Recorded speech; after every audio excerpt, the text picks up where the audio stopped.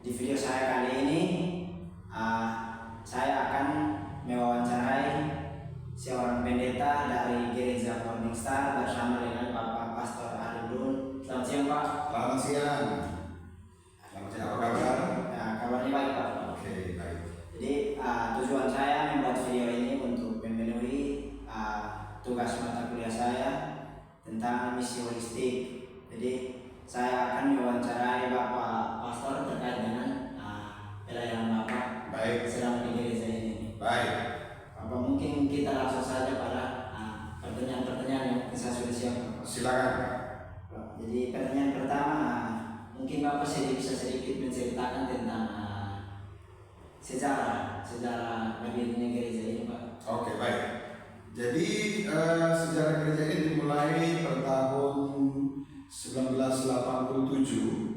Pergerakannya itu dimulai di Jakarta, ya, oleh mahasiswa-mahasiswa yang pulang dari Kanada, yang pulang dari Amerika.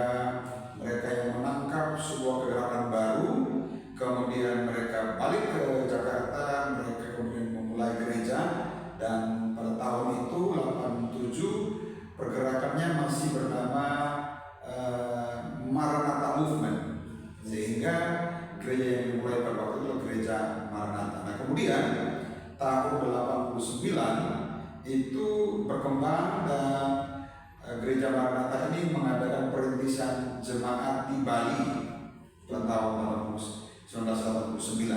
Nah, kemudian singkat cerita pada tahun 2011, nah, mulai perintisan gereja di Kupang. Ya, sekitar tahun 2011 sampai dengan 2012. Itu masuknya ke Kupang. Nah, pada waktu itu namanya sudah berubah, tidak lagi Maranatha tetapi sudah menjadi gereja Morning Star Indonesia. Secara singkat itu sejarah berdirinya gereja Morning Star di Indonesia. Itu hebat sekali, Pak. Saya pikir gereja ini baru dibangun 1 tahun ini. Oh, tidak. Ternyata gereja ini sudah berdiri pada tahun 1987. Nah, itu dimulainya di Jakarta Dengan nama Gerakan Maranatha. Waktu dimulai dengan Gerakan Maranatha. Terima kasih, Pak. Mungkin saya akan lanjut pertanyaan kedua, Pak. Baik. Jadi di dalam pelayanan dari Bapak, mungkin Bapak punya sedikit atau visi misi dari gereja. Oke. Mungkin Bapak sedikit. Ya. Nah, ada 3 tujuan utama kenapa pergerakan ini ada atau gereja manusia. Yang pertama adalah untuk misi dunia, ya, penanaman gereja, dan penjangkauan mahasiswa. Ya, ada 3 hal: misi dunia, penanaman gereja, dan penjangkauan kampus atau penjangkauan mahasiswa. Itu 3 pergerakan utama kenapa gereja Morning Star ini ada. Nah, misi ini disingkat di dalam satu pernyataan. Dalam bahasa Inggrisnya dikatakan honor God, make disciple, atau menghormati Tuhan, menjadikan murid. Jadi kalau ada orang bertanya apa sih sebenarnya yang menjadi pergerakan utama dari gereja ini, adalah ya kami menjangkau dan memuridkan, kemudian mengutus lagi. Jadi gereja ini berdiri untuk memuridkan. Iya. Saya lihat juga ada keterkaitan mahasiswa untuk penerusan gereja. Betul. Jadi itulah yang kami sebut dengan DNA pergerakan kami adalah misi dunia, kemudian penanaman gereja, dan penjangkauan kampus. Ya, jadi yang saya lihat juga tiap minggu mungkin ada itu Pak ya. Ya, itulah pergerakan utama kita. Kemudian ya, bagaimana kita membangun itu, ya dimulai dari membangun kelompok-kelompok kecil atau yang kita sebut dengan life net group. Nah, jadi life net group inilah atau kelompok kecil inilah di mana orang diterima, dibimbing, kemudian dimuridkan, kemudian dilatih untuk memimpin, kemudian dia diutus lagi kembali untuk memulai life group yang baru atau memulai kelompok kecil yang baru di tengah-tengah komunitas. Gereja ini punya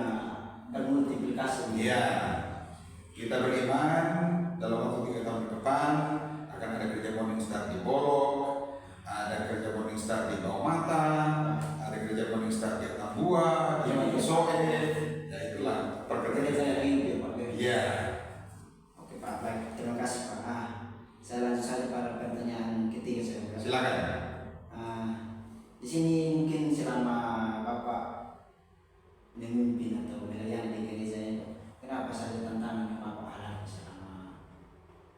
Ya, tentu tidak mudah ya membangun sebuah gereja yang hanya berkonsep hanya kepada ibadah menuju kepada gereja yang movement, gereja yang memuridkan, itu tidak gampang, perlu waktu ya, karena kebanyakan orang hanya berpikir gereja itu hanya ibadah hari Minggu. Tidak, gereja itu adalah kehidupan ya, gereja itu adalah movement atau pergerakan, bukan monumen. Kalau monumen itu hanya diam di satu tempat ya, tapi gereja itu adalah movement ya, gereja yang hidup, memanggil pencandong, memuridkan, melatih, membangkitkan pemimpin, kemudian mereka mulai dari menanam gereja baru, membangkitkan, membangun gereja baru, memperluas kerajaan Allah. Nah, tantangannya apa? Ya, tantangannya banyak, tantangan budaya, tantangan karakter, tantangan apalagi tantangan cara berpikir.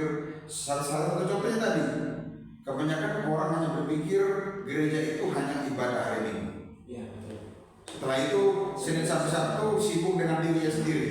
Kemudian hari Minggu gereja lagi. Nah, bukan itu yang kita bangun di sini. Kita tidak membangun monumen, kita membangun movement atau pergerakan. Itu yang menjadi pergerakan kita, dan tantangan-tantangannya tentu pasti ada. Oleh karena itu perlu waktu, ya, waktu untuk beradaptasi, menyesuaikan, menolong jemaat supaya mereka tidak hanya di gereja, tetapi jemaat juga menangkap hati Tuhan dan menangkap hati gembala. Itu penting. Amin, amin. Pak, baik, terima kasih Pak. Saya langsung saja kepada pertanyaan Pak. Iya, silakan. Jadi selama pelayanan Bapak, apa yang ingin Bapak capai dalam pelayanan? Oh, ya. Selama pelayanan saya, yang ingin saya capai adalah semua jemaat memberi diri dimuridkan dan memuridkan orang lain. Terjadi multiplikasi. Ya, kalau disingkat dalam sebuah kalimat, kami itu adalah jadi gereja yang memuridkan dan membangkitkan pemimpin untuk menjadi agen yang merubah dunia. Perubahan dunia. Ya, sekali. agen-agen perubahan. Bukan, sekali lagi saya bilang, bukan hanya datang gereja hari Minggu, Gereja hari Minggu. tapi bagaimana hidup mereka masuk dalam panggilan Tuhan. Itu lebih penting. Wah, gereja hidup sekali ya Pak ya. Ya, Lanjut Pak. silakan. Mungkin ada program-program unggulan yang Bapak unggulkan supaya gereja ini terus berkembang dan dikenal di luar. Gereja ini tidak bergerak atau tidak berjalan berdasarkan program. Gereja ini berjalan berdasarkan panggilan. Ya, karena banyak program belum tentu membuat gereja itu program yang baik tidak menggambarkan gereja itu hidup. Oh iya. Ya, jadi gereja kami tidak menyusun banyak program. Gereja kami hanya fokus apa yang menjadi panggilan. Nah, apa itu panggilan gereja? Matius 28:18-20 mengatakan, pergilah, jadikanlah semua bangsa murid. Makanya saya selalu bilang kepada jemaat saya, kalau ada yang tanya, gereja Morning Star ini aliran apa? Aliran Calvinis, aliran Lutheran, aliran Reform, aliran Presbytery? Tidak, kita bukan aliran apa-apa. Gereja ini alirannya satu, pemuritan. Gitu. Jadi kalau ada yang tanya gitu, gereja MSI apa sih gereja alirannya? Aliran kami adalah memuridkan. Oh iya Pak. Ya. Baik Pak.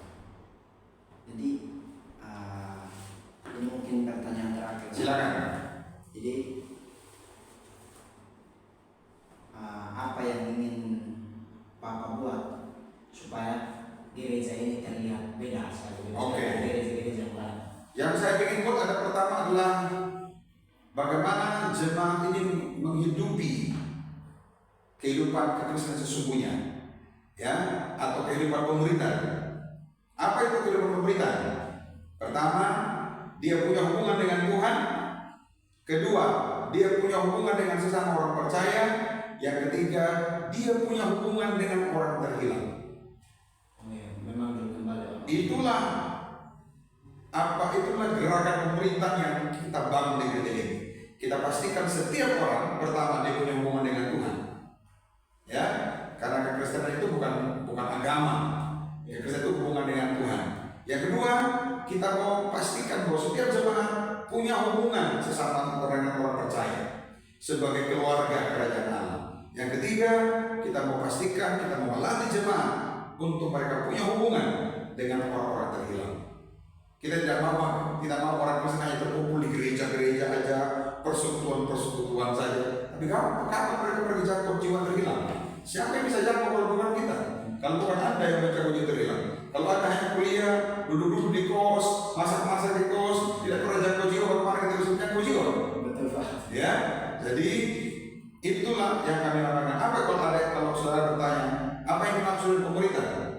Yang pertama, kita memastikan jemaat punya hubungan dengan Tuhan, punya hubungan dengan sesama orang percaya, dan punya hubungan dengan jiwa terhilang. Yesus setiap hari dia duduk dengan orang berdosa. Yesus tidak duduk dengan orang Farisi, tidak. Dia duduk dengan orang berdosa. Dia beritakan kabar baik. Itulah panggilan kita, itulah panggilan Anda sebagai mahasiswa. Setelah Anda lulus, bukan tujuan utama Anda berkhotbah, tetapi Anda menjangkau jiwa, memenangkan mereka, jadi memuridkan mereka. Amin. Amin Pak. Gereja ini gereja yang hidup di Pak. Amin. Berkembang terus Pak untuk menjangkau jiwa. Ya, itu tadi misi dunia, penanaman gereja, penjagaan kampus. Kami sekarang ada di 84 negara. 84 negara. Wow, bisa sekali. Di Asia, di Afrika, Amerika, di China, pergerakan kami. Oke Pak. Nah di sini Pak, mungkin Pak punya pesan-pesan buat mahasiswa atau orang-orang yang akan menonton video ini Pak, mungkin akan pesan-pesan supaya mereka begitu tertarik dengan. Oke, baik. Pesan saya cuma satu, pergi jadikan murid. Itu saja pesan saya. Tidak panjang-panjang. Pergi jadikan murid. Pastikan waktu Anda sedang kuliah di sekolah teologi ini, Anda sedang menjadikan murid. Pastikan Anda nanti lulus teologi, nanti pastikan Anda jadikan murid. Karena Yesus tidak tertarik kepada 5.000 orang yang banyak. Dia hanya membuka rahasia kerajaan Allah kepada 12 muridnya. Dan 12 murid inilah yang menggoncangkan dunia dengan Injil. Jadi pesan saya kepada anak muda, go and make disciple. Pergi, keluar, jadikan murid. Amin, amin. Oke, jadi ini sekian video dari saya, dari wawancara saya. Semoga ditonton dengan baik dan jangan lupa bantu like, comment, dan subscribe. Thank you. Thank you.